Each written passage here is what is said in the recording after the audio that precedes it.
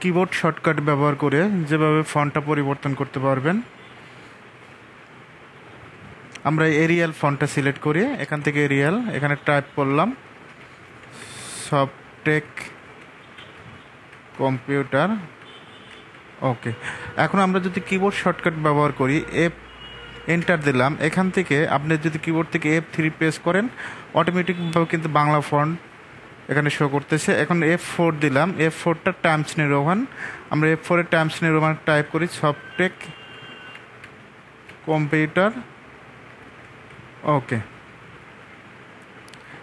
এটা হলো Arial font, এটা হলো Times new Roman font use করা হয়েছে। এন্টার দিলাম।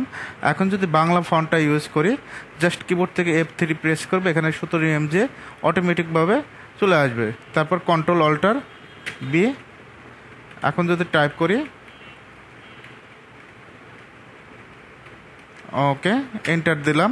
আবার যদি ইংলিশ ফন্টটা এখানে আনতে চাই, জাস্ট আমরা কি করব, F4 দিয়ে প্রেস করব, তারপর কিবোর্ড থেকে কন্ট্রোল অল্টার বি, যেহেতু বাংলা ফন্টটা আমরা ইউজ করছি, এখান থেকে আমরা সফটেক লিখলাম।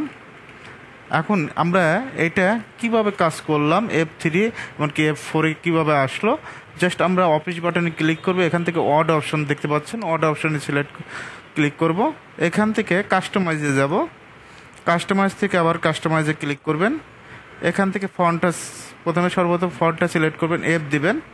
ওকে, F দেওয়ার পর এখান থেকে ফন্টটা সিলেক্ট করবেন, টাইমস নিউ রোমান, TI দিবেন, টাইমস নিউ রোমান। এখানে কারেন্ট কি যেটা আছে এটা আমরা চেঞ্জ করে দেব। এখানে আমরা দিচ্ছি হলো F6 অ্যাসাইন করে দিলাম। এখন আমি যদি বাংলার জন্য আমি অন্য একটা ফন্ট সিলেক্ট করলাম, সুতনি MJ, এটা হলো F8, জাস্ট অ্যাসাইন করে দেব, ক্লোজ করে দিচ্ছে। এখন এন্টার দিলাম, আমরা F6 দেব, টাইমস নিউ রোমান F8 দেব, সুতনি MJ।